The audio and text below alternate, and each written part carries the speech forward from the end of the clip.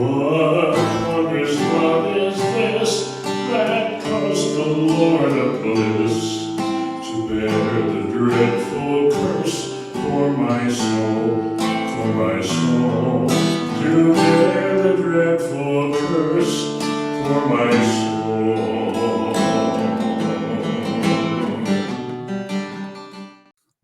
Hello, welcome to the podcast of Old Testament Survey with Boiling Point Podcast and Pastor Gavin Productions. We're looking at the book of Nehemiah. Nehemiah is part of the historical segment of the Old Testament, probably written somewhere around 400, roughly speaking, BC. And the events transpired between 444 and 425 BC. So the book of Nehemiah is, I have an outline prepared that JD is going to put up for us here. The book of Nehemiah records a history of the Jewish remnant in the land after the Babylonian captivity, when Nehemiah led them to rebuild the walls of Jerusalem. So the book has two basic segments, chapters 1 through 6, the rebuilding of the walls, and chapters 7 through 13, the restoration of the people.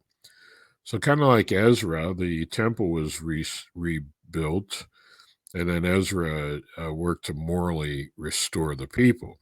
Well, Nehemiah, the rebuilding of the walls, and then restoring the people. So now in Nehemiah, the book begins with Nehemiah, and he's in, he's in Babylon, and Artaxerxes now is the king, and Nehemiah had the position of being the king's cup bearer, and so that would be like his butler, but he would be his food drinker and taster. In other words, if somebody were to poison the king, Nehemiah had to eat some of the food and drink some of it first before he would offer it to the king. That way, if someone was trying to poison the king, Nehemiah would be killed, right? He would die of the poisoning and so protect the king. So he was the king's cup bearer.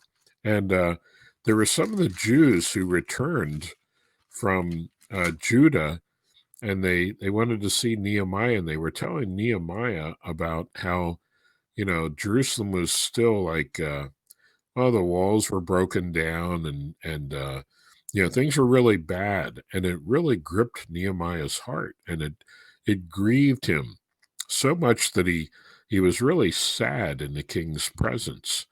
And my understanding is, if you were the cupbearer and you were sad in the king's presence, you could be put to death. This is a position of obviously trust that the monarch, Artaxerxes, would have with his cupbearer. And the king asked Nehemiah, "Hey, what's wrong? You seem sad." He said, "Oh, I've just heard about my my homeland and my people in the city of Jerusalem. It's the wall's broken down, and here's the bad thing about the wall being broken down. Cities back then had walls around them, and if they were invaded by enemies, everybody would go inside the walls of the city, then they were safe. So no walls around the city, not a good thing."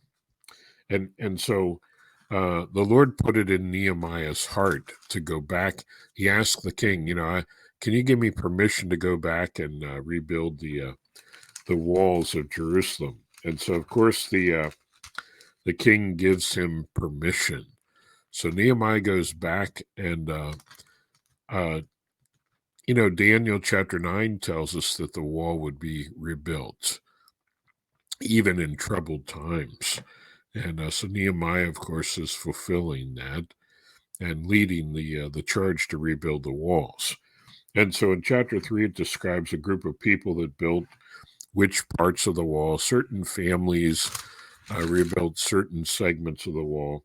And then in chapter 4, just like Ezra faced some opposition when they were, and the people faced opposition when they were rebuilding the temple as well. Well, there was a man named Sanballat and he was angry and started to mock the Jews who were rebuilding the wall. And my understanding is that Sanballat was a Samaritan, and this may have caused the great rift between the Samaritans and the Jews. But the people, it says the people had a mind to work. And so it came to pass when Sanballat and Tobiah and the Arabians and the Ammonites and the Ashdodites heard that the walls of Jerusalem were made up and that the breaches began to be stopped, then they were very wroth and conspired all of them together to come to fight against Jerusalem and to hinder it. Okay, so these enemies were going to fight against the people there and prevent them from building their walls. And so, Nehemiah prays and he asks the Lord for help. And so what the Jews did was at one point, half of the servants were working and the other half held spears. And then some of the people with one of their hands, they would work, and the other hand, they held a weapon. And so they proceeded with the work. And, when you get to chapter 5, Nehemiah rebukes the Jewish nobles and rulers. He begins to reform the people. Okay, rebuilding the wall and then restoring the people as well. And there were some people there who were engaged in business, and they were charging exorbitant interest and making things really, really difficult for some of the poor people. So Nehemiah rebukes these Jewish nobles and rulers for taking advantage of the misfortune of the poor. So they were charging them excess interest, and so Nehemiah got the rulers to restore the lands and the houses to the people that they had taken and forfeit what was owed to them in interest and 1% of the money and the corn and the wine and the oil. And so even though Nehemiah had been appointed governor, he, didn't collect any taxes from the people to support himself. So, he set the example because the bondage was heavy on the people, he said. So here, Nehemiah was foregoing collecting taxes, even though he was the governor, taxes for himself. He didn't do that. And then, really bothered him when he saw these businessmen oppressing the people and taking advantage of them. So in chapter 6, then Sanballat and Tobiah try to invite Nehemiah away from the city to a sort of like a peace conference so that they can kill him. And it says in chapter 6, verse 3, and I sent messengers unto them saying, I'm doing a great work, so I can't come down. Why should the work cease while I leave it and come down to you? So he wouldn't go. And so in chapter 6 and verse 15, it tells us that the wall was finished in the 25th day of the month Elul in 52 days. So that's a remarkable amount of time, 52 days. And it came to pass when all our enemies heard thereof, and all the heathen round about us saw these things, they were much cast down in their own eyes, for they perceived that this work was wrought of our God. So the enemies and the heathen around them could see, hey, their God helped them to accomplish this great work. So in chapter 8, we find that Ezra reads the law and the people covenant to obey the law. They say, hey, we're going to keep God's law. And so they not only covenant to keep the law of the Lord and to obey the Lord, but they also keep the Feast of Tabernacles. Then we find in chapter 9 that the people gather together to confess their sins and to hear the law of God as it's being read. And so we find that some of the people wanted to make a covenant that they would obey the Lord their God. And so they do that. And in chapter 10, uh, it tells us that in chapter 10 that it gives the names of those who signed the covenant that they were going to follow God and be faithful to him. So they promised to be separate from the heathen. They promised to keep God's commandments, to not allow their sons and daughters to marry the pagans around them. They promised to keep the Sabbath and to give financially to support the priests and the temple worship.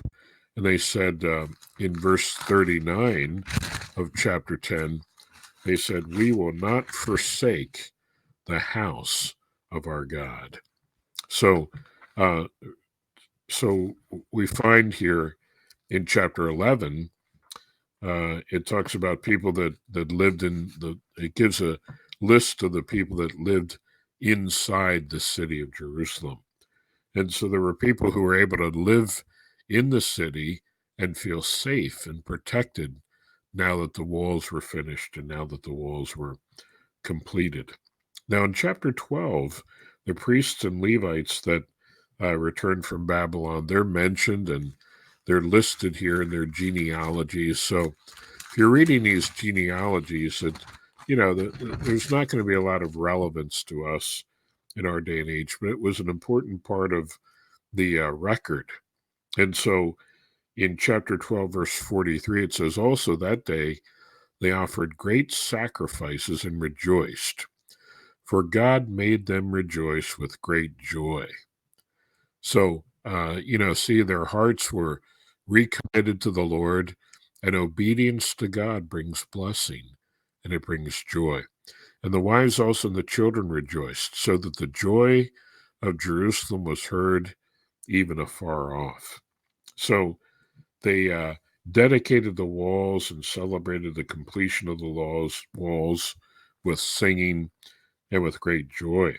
So in chapter 13, Nehemiah went back to Persia for about 2 years. It says in verse 6, "But in all this time was not I at Jerusalem."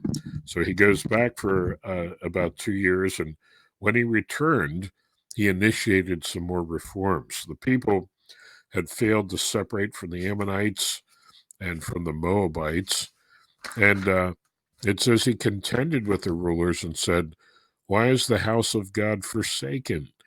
And we find that they didn't keep the commitments that they had made to be faithful to the Lord their God.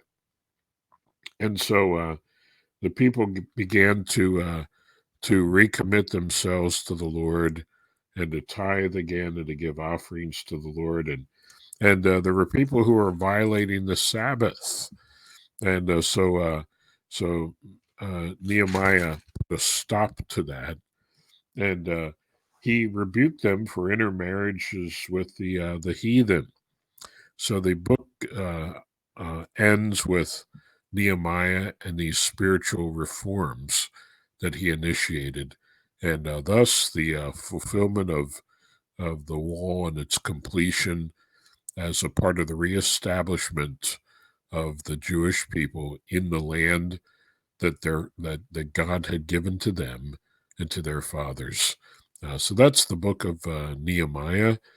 And don't forget to join us in the after show where we discuss further details and more discussion about things that are related to the book of Nehemiah.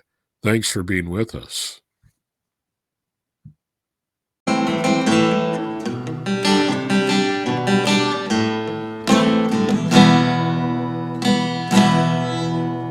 What wondrous love is this, oh my soul, my soul?